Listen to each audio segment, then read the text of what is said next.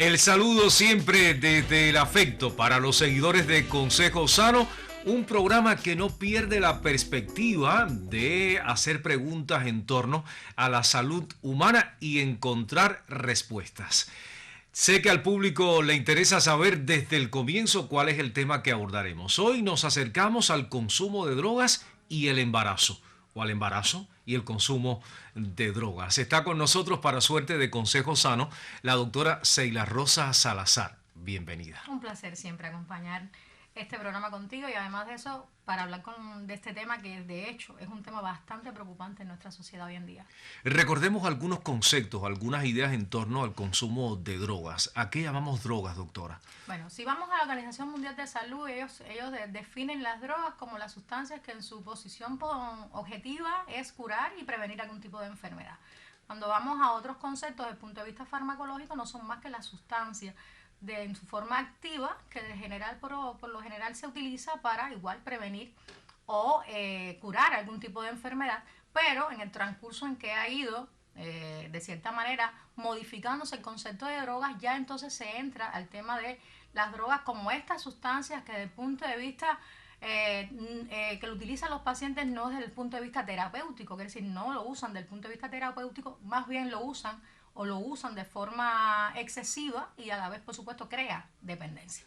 Cierto, incluso en otras épocas de nuestra historia se hablaban de droguerías. Exacto, cierto, así después mismo. derivaron en farmacia, en Así fin. mismo, así mismo. De manera que el uso indebido de determinadas sustancias con determinados propósitos es a lo que llamamos drogas. Exacto. Incluso dentro del grupo de las drogas se habla de las legales y de las ilegales. Exacto. Cuando hablamos de las drogas legales, casi siempre uno un momento piensa en el tabaquismo, piensa en el café, piensa en el alcohol, como las drogas legales, que de cierta manera entran dentro del marco de drogas, pero de cierta manera son permisibles en el sector. Ya cuando hablamos de drogas ilegales, ya entonces empezamos a utilizar el término de lo que es la cocaína, lo que es la marihuana, el LSD, que son las más frecuentes, sin obviar las metanfetaminas, que también entran dentro del concepto de drogas ilegales, y los opioides, que también entran dentro de las drogas ilegales. También hay un término muy utilizado, doctora, y el término es drogas duras. Exacto. Drogas blandas y drogas duras. Cuando hablamos de drogas, las drogas blandas a veces las podemos clasificar desde su estructura, es decir, desde el componente de la producción de la droga hasta, por supuesto, donde llega la magnitud o la dependencia, o incluso el riesgo, las complicaciones y como tal al ser humano. Entonces, cuando hablamos de las drogas duras, hablamos de todas estas drogas que de cierta manera crean dependencia mucho más rápida que las drogas blandas, háblese del café, háblese del tabaquismo o el alcoholismo, y entonces cuando hablamos de drogas duras, ya entonces estamos hablando del éxtasis, estamos hablando de los opioides, que son mucho más crudos, de la cocaína o la coca, que muchos las conocen, o los cannabis, que ahí entra nuestra famosa marihuana, que de hecho es una de las drogas que más se consume en el día de hoy. La mujer en particular, doctora, es más frágil ante el fenómeno del consumo de drogas que el hombre, ¿podríamos verlo así? Así mismo, vemos a las mujeres como siendo el sexo con que con más frecuencia se ve en el uso y el abuso de las drogas, tanto las drogas legales como las drogas ilegales. Cuando hablamos de las drogas legales vamos a pensar en el hábito de fumar. Antiguamente, para ver a una mujer fumando, háblese de la década de los 70, los 80, era muy difícil porque la mujer se cuidaba muchísimo del hábito de fumar. Hoy en día, en el siglo XXI, se ve con mucha frecuencia siendo la mujer, por encima de los estándares, la que más fuma. Obviamente, cuando unimos el hábito de fumar, la cafeína viene casi de la mano, y el hábito, lo que es el alcoholismo, también viene de la mano en el sexo femenino. A veces lo asociamos quizás a que la mujer por lo general es el sexo un poco más débil, como a veces la han puesto, por lo que la ansiedad, el estrés, de cierta manera lo que es el habitual del día a día, o como la vida lo asocia con el tema de la maternidad, con el tema de la parte doméstica de la casa, o tener que trabajar para tratar de sostener, de cierta manera son algunos de los factores de riesgo que han obligado a la mujer de cierta manera a irse por las vías de las drogas, sin obviar el sexo femenino con el tema de la prostitución o la sexualidad, que también se ven vinculadas con el tema del consumo de drogas. Entendemos entonces de que la población femenina en Cuba pues tiene un elevadísimo porcentaje de fumadoras. Así mismo es. Y además estamos hablando de un país muy fumador en la región. Muy fumador. De hecho, se ha visto en el transcurso de los años, en los estudios que se ha visto de estadística en el tema de la prevalencia, en el tema de la incidencia, un alto número de incidentes con el tema del hábito de fumar y el alcoholismo y las drogas en la población. Háblese en general. Comparado con los años 2016-2017, que se hizo el primer corte, porque después, bueno, desgraciadamente vino la COVID en el 2020, se paró un poco la estadística, se vinculó más bien al tema del paciente enfermo, los pacientes con enfermedades crónicas asociadas, pero vuelve de nuevo en 2023-2024 a volver a cerrar un corte estadístico y se ve el alto número de incidencias con el tema del hábito de fumar. Y el alcoholismo como uno de los primeros factores de riesgo de enfermedades crónicas, pero además eso se consideran ya enfermedades independientes. Doctora, una joven de 15 y 16 años, digamos, que haya estado o que está involucrada en el consumo de drogas, ya no estoy pensando solo en el tabaquismo o el alcoholismo, sino en drogas duras, Ya. ¿podría estar en riesgo en el futuro en su embarazo? Por supuesto, desde el primer inicio. De hecho, cuando ya hablamos de la niña, a partir de los 15 años, que normalmente ya empieza a aparecer una madurez de cierta manera sexual, porque ya empieza la pubertad, y en el caso ya empieza el tema del cambio de la pubertad al adolescente, al joven, de cierta manera, cuando ya trae consigo este mal hábito, y además de eso se ha hecho daño con el transcurso del consumo de drogas, así sean duras o sean blandas, va, por supuesto, en el transcurso de su sexualidad, incluso llegar a un embarazo es de muy alto riesgo, y llegar al embarazo es un logro, pero un logro con 1000 complicaciones y 1000 problemas que puede traer consigo el transcurso de una gestación con muchos conflictos y además un parto con mucho más gravedades que si fuera un parto normal. Trastornos y problemáticas asociados con con este periodo gestacional de los cuales vamos a hablar hoy en el programa, pero el embarazo se vincula de manera directa con la vida sexual, con la vida fértil de esa adolescente que también corre riesgo, ¿verdad? Así mismo es. Por lo general, cuando hablamos de embarazo, hablamos de planificación familiar. La planificación familiar no es el hecho nada más de salir embarazada y poner el informe de decir embarazo deseado y no planificado, porque realmente todos los embarazos deberían planificarse. Pero en el caso de que valga la redundancia, llega este embarazo planificado, pero con una trayectoria de consumo de drogas, ya de cierta manera compromete la fertilidad, compromete la gestación y además de eso compromete el parto y el nacimiento del producto. Con todo lo que trae consigo toda la programación de la gestación del primero, el segundo y el tercer trimestre, y además eso la edad de la paciente, que por lo general casi siempre también vemos que es la adolescente la que con más frecuencia se embaraza en el consumo de las drogas. Tenemos, por supuesto, muchísimo tema que abordar en este programa, pero antes de pasar a un segundo segmento, doctora, quiero preguntarle, ¿qué tiempo demora la desintoxicación en una joven, digamos, que ha estado consumiendo alcohol, incluso algunas drogas ilegales durante 10, 12, 13 años? Es muy difícil lograr el 100% de la desintoxicación de la joven en menos de un año. Muy difícil. Primero, porque además de la edad, depende de la droga a la que le hizo la dependencia, pero además de eso depende de cada paciente. Los pacientes se ven de forma individual. Hay muchos pacientes que de hecho llegan a las consultas de atención a las drogas, háblese duras o blandas, de las comunes o las ilegales, y por lo general casi siempre en dependencia de la paciente, de la edad, del apoyo familiar, por una especie de consulta multidisciplinaria que de cierta manera forma parte de la organización de la desintoxicación de la paciente, es muy trabajoso lograrlo antes de un año. Tiene que depender muchísimo de la joven o depender muchísimo del paciente, pero cuesta mucho trabajo. Hasta un año podemos estar trabajando literal con la paciente desde el punto de vista psicológico, pero después de un año es que empezamos a ver alguna especie de resultado en la desintoxicación total de la paciente, si es que no tiene una recaída que prolonga mucho más el tratamiento hacia la curación. Hacemos una pausa, doctora. Recomendamos un receso y en breve estaremos de vuelta. Claro, nuestro público sabe reconocer la didáctica o dinámica del programa y en breve estaremos aquí para retomar el tema.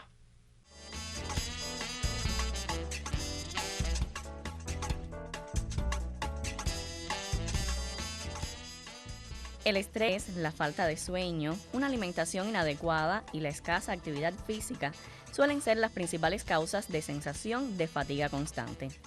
Existen métodos efectivos para recuperar y aumentar tus niveles de energía de manera natural y duradera. El sueño adecuado es esencial para que puedas realizar tus actividades cotidianas. No dormir lo suficiente puede llevar a una sensación de agotamiento, mal humor y cansancio al día siguiente, afectando tu estado físico y mental. Los expertos recomiendan dormir entre 7 y 8 horas por noche para asegurar un descanso reparador y favorecer la salud en general. Además, un buen sueño permite que el cuerpo reponga sus reservas de energía y recupere su vitalidad. Intenta reducir el consumo de alimentos procesados, carbohidratos simples y ricos en azúcar. Aunque estos productos pueden ofrecer un impulso de energía inmediato, su rápida absorción suele ir seguida de una caída brusca que te deja cansado y sin fuerzas. En su lugar, elige alimentos integrales, frescos y nutritivos que aporten a tu cuerpo las vitaminas y minerales esenciales para un funcionamiento óptimo.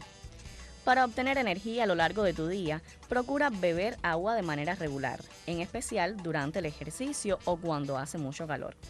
Se recomienda consumir aproximadamente 3 o 4 litros de agua al día, considerando tanto bebidas como alimentos en alto contenido de agua. La positividad y la buena energía se contagian. Es por eso que rodearte de gente con buenas vibras te motivará a enfrentar mejor tu día a día. Estar cerca de individuos con una actitud optimista puede elevar tu propio entusiasmo y bienestar. Tiempo para regresar. Para suerte nuestra se mantiene en el set de Consejo Sano la doctora Seila. Nos detenemos en el caso de una joven adolescente joven que ha estado involucrada en el consumo de drogas, incluso transita a los 20, a los 21, 22 años, está en edad fértil y planifica un embarazo. ¿Qué debe ocurrir en ese momento, doctora? ¿Quedar embarazada y ya? ¿O yo creo que hay que hacer mucho más que eso? Exacto. Ya planificar un bebé con todo el antecedente de haber sido una consumidora habitual, sí, por lo general casi siempre lleva, además de la planificación, lleva una organización, lleva una curación y lleva, por supuesto, toda una trayectoria de trabajo desde el punto de vista genético, del punto de vista multidisciplinario, háblese de psicólogos, de psiquiatras, de especialistas en ginecobstetricia para lograr una gestación desde el inicio sin ningún tipo de complicaciones, que es muy difícil, porque por lo general casi siempre cuando hablamos de drogas pensamos en que las drogas brindan de cierta manera una especie de satisfacción hacia la paciente que lo consuma, pero de cierta manera cuando vamos hacia los órganos tanto genitales, tanto los órganos viscerales, háblese de hígado, páncreas, todos estos órganos de cierta manera se ven comprometidos y puede aparecer alguna enfermedad sobreañadida, desde un hipertiroidismo hasta una diabetes mellitus. Entonces obviamente va a ser una gestación, si se logra en el transcurso después de la curación y después por supuesto de la exposición hacia la multidisciplinaria de la parte especializada, entonces logramos esa gestación, va a ser una gestación de un recorrido con un seguimiento, una vigilancia absoluta y además de eso un trabajo con la gestante desde el primer trimestre hasta el tercer trimestre hasta que logre el nacimiento del producto. Entonces lo más prudente es sanar de la drogadicción con los tiempos necesarios después de los chequeos y de los seguimientos médicos, entonces asumir el reto del embarazo. Pero lamentablemente no siempre es así. Exacto. ¿Verdad? No son pocos los casos en que la joven queda embarazada, incluso después del embarazo continúa el consumo. Doctora, por supuesto que crece el porciento de peligrosidad para la salud de ella y del bebé en gestación. Exacto. Cuando estamos hablando de gestación ya comprometida, háblese desde el primer trimestre con la ingesta y el consumo de drogas, estamos hablando desde la formación del feto. Obviamente el cierre del tubo neural, que no va a ser de la misma manera un cierre del tubo neural de una persona que no consume drogas, se va a demorar. Puede haber incluso un crecimiento intrauterino retardado, como se habla del SUR, del bajo peso, de los partos prematuros o pretérminos, que de cierta manera también comprometen a la vida del feto, y además de eso incluso puede aparecer algún tipo de complicación en la gestación. Es decir, la gestante puede tener o una diabetes gestacional o puede estar presentando una preeclampsia, una eclampsia, una hipertensión inducida por el embarazo. Quiere decir que estamos hablando de dos complicaciones, tanto la madre como el feto puedan sufrir en el consumo de las drogas durante el embarazo, incluso antes del embarazo. Y en estos casos, doctora, primero hay que, en medio de todo ese proceso que avanza, que es el embarazo, con todas las complicaciones que tiene para el órgano de la mujer, hay que buscar mecanismos de detener el consumo. Lo primero que hacemos nosotros con la gestante, y sabemos que es una consumidora habitual, es institucionalizarla. Hay que ingresarla en un servicio de servicios médicos, háblese de secundaria, como los hospitales o los hogares maternos. Primero, para la vigilancia de la complicación, tanto en el primero o segundo trimestre, que son los momentos más difíciles de la gestación. Porque ya el tercer trimestre, como decimos nosotros, lo que no pudimos hacer en el primero y el segundo, el tercero simplemente nos toca asumir lo que pueda y el reto de que el parto sea un parto lo más saludable posible para ella y para el bebé. Pero en el primero y segundo trimestre el ingreso es de causa obligatoria, y además de eso el seguimiento de todo lo que trae consigo el estudio de órganos diana, el estudio del punto de vista de exámenes clínicos, el seguimiento por obstetra y por el equipo multidisciplinario, y además de eso lograr la desintoxicación en el transcurso del embarazo, que va a ser bastante complejo porque obviamente viene la abstinencia hacia toda la sintomatología que trae una abstinencia, la va a tener esta embarazada asociada a un embarazo que trae sus síntomas propios. Quiere decir que va a ser un reto grande para la gestante, va a ser un reto grande para el equipo multidisciplinario que va a estar trabajando con estas embarazadas consumidoras, y además de eso un reto para la familia, porque también tiene que formar parte del cuidado, de la cura y de, por supuesto, de la llegada del nuevo producto a la familia. ¿Cuánto puede aportar el especialista o los especialistas en la cura para esta joven drogadicta, y cuánto aporta la familia, los afectos, las personas cercanas? Creo que la familia es nuestra célula fundamental. Obvio que los especialistas no vamos a poder hacer ni la mitad de lo que realmente nos compete si la familia no forma parte de la curación, porque por lo general casi siempre sucede que en la familia también existen consumidores. Entonces, tratar de lograr que la gestante no consuma, tenemos que convencer a la familia, dentro de los cuales puede haber miembros consumidores, que no lo hagan, que traten por todos los medios, que busquen también su mecanismo para lograr su curación, pero sobre todas las cosas, apoyar la gestación, apoyar la gestante y apoyar el producto. Desde ahí, desde el núcleo de la familia, trabaja el equipo multidisciplinario, no de forma independiente. Trabajamos directamente con la familia, el grupo multidisciplinario, que logra muchas cosas de forma independiente, pero sin la familia no somos absolutamente nada. Simplemente somos verbos, somos definición, somos diagnóstico, pero nunca la curación total si la familia no forma parte de la curación de la gestante.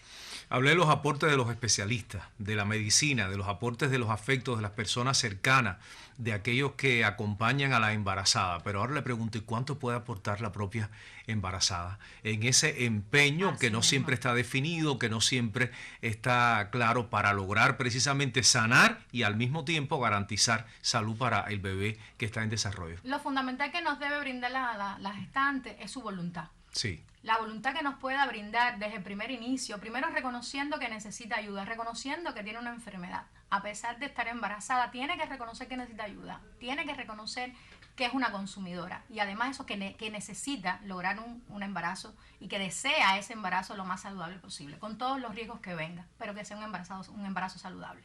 A raíz de la voluntad de la gestante, todo lo demás se desencadena de una manera satisfactoria. Todo depende de la voluntad que tenga la gestante. Eso es lo que nosotros queremos siempre que la gestante nos brinde, su voluntad. Del resto nos encargamos nosotros. Nos queda todavía un resto, doctora, un tercer segmento del programa para aclarar algunas dudas. Invito a nuestro público a mantener la complicidad con el espacio.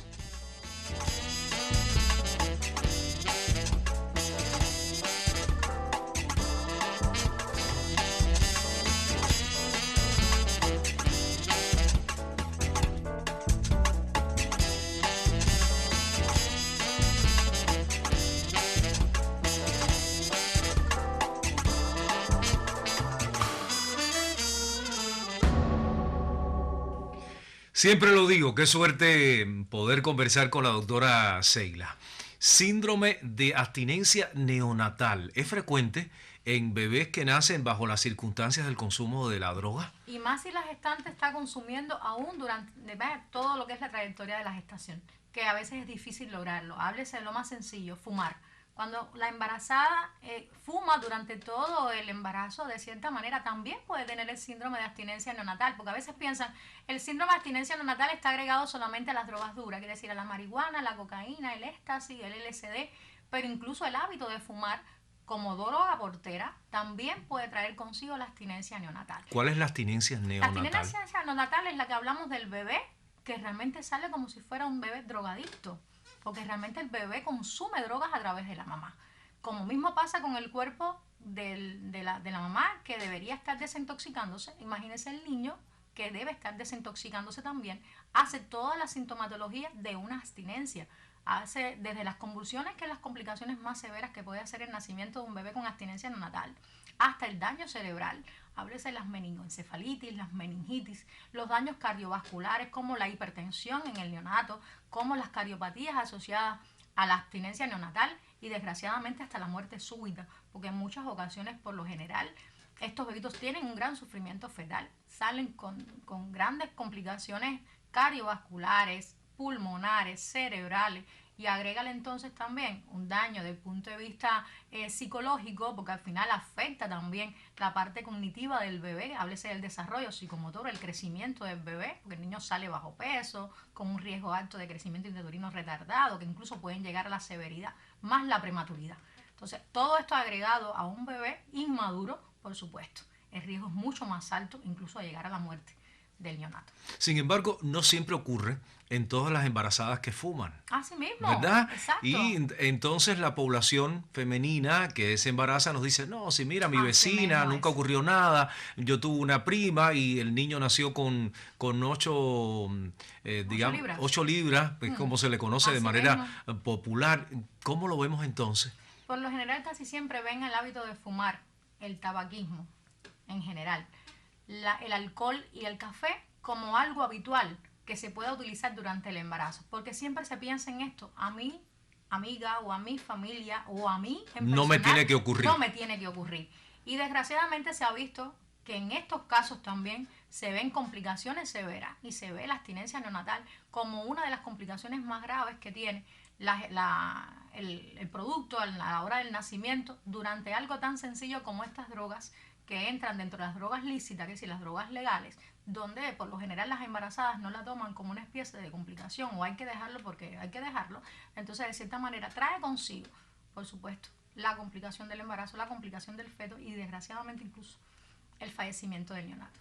Hablaba usted ahorita, doctora, de la familia. Así mismo. Y no siempre la familia tiene un grado de comprensión ante la responsabilidad frente a un embarazo, ¿verdad? Incluso ya se incorpora desde hace algún tiempo el fumador o fumadora pasiva, ¿verdad? También puede ocurrirle a una embarazada. ¿Cómo no? De hecho, cuando hablamos de la familia, que por lo general casi siempre pedimos que a la hora de la captación la familia esté acompañada de parte de la familia para que escuche las orientaciones que se le da a la familia, a la pareja, a la gestante. Por lo general deben de escuchar las orientaciones que se dan, y una de ellas casi siempre preguntar: ¿hay alguien en la casa que fuma? ¿Hay algún miembro de la familia que visita la casa que fume?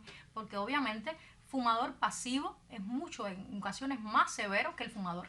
¿Por qué, doctora? Hablamos, el fumador por lo general, si sabe fumar, porque es hábil en el tema del fumar, sabe perfectamente cuáles son los horarios más cómodos para fumar, adapta su cuerpo a esa nicotina que de cierta manera se convierte en una dependencia, mientras la fumadora o el fumador pasivo no tiene esas características incorporadas en su sistema.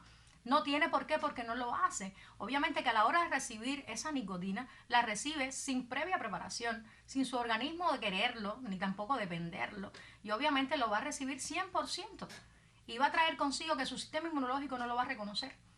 Obviamente no tengo que defenderme de algo que no conozco. Entonces, los tóxicos son aún más efectivos. Mucho más efectivos, y va a crear mucho más dependencia desde el punto de vista psicológico, desde el punto de vista visceral, que la persona que fuma. Porque su cuerpo sí está habituado a fumar, tiene sus horarios, de hecho conoce su rutina de fumar después del café de la mañana o después del café de las 3 de la tarde. Tiene una rutina para fumar. En el caso del fumador pasivo no tiene rutina, su organismo no está preparado, ni tiene un reloj biológico preparado para recibir la nicotina, que nadie lo debería tener. Pero bueno, ya que está habitual que exista el hábito de fumar como uno de los parámetros a medir en las poblaciones, entonces su organismo no lo está. Al no estarlo, va a recibir el tóxico 100%, lo va a desintegrar en su cuerpo 100% y no lo va a liberar como lo hace el fumador habitual.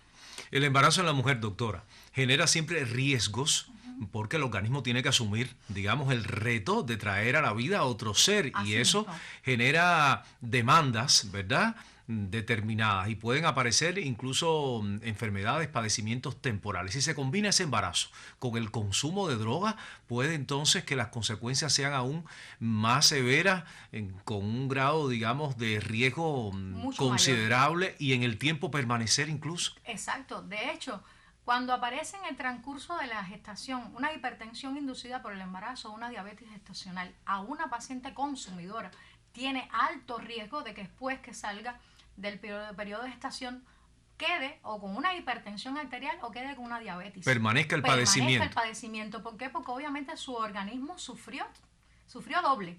Sufrió por la propia gestación, que trae consigo cambios hormonales, cambios físicos, pero además de eso el daño que hizo a la hora del consumo de las drogas. Entonces estamos hablando de 2 daños al mismo tiempo en una sola víscera.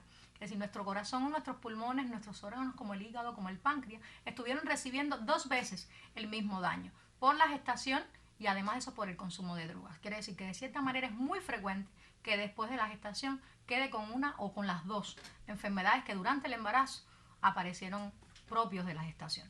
De manera que sigue siendo el acto de prevención el mejor recurso. Así mismo es. Yo digo que la planificación del embarazo debe existir. Las personas deben planificarse el embarazo. Pero además de eso, si eres consumidora de drogas, apártalo, elimínalo de tu vida y además eso busca ayuda. Porque sola no lo vas a poder hacer. Eso está ya estudiado, científicamente demostrado. Yo puedo sola, no existe, necesitas ayuda. Y no solamente de la familia, sino también de sectores de la salud, sectores de educación, incluso el sector tuyo de trabajo te puede ayudar, pero tú sola no lo vas a poder hacer. Vas a necesitar ayuda y para eso estamos nosotros, lograr tu gestación completamente saludable y además de eso, una vida saludable para ella también. Grato y provechoso el encuentro, doctora Seila. Un placer. Los esperamos dentro de 7 días para, una vez más, como siempre, compartir otro consejo sano.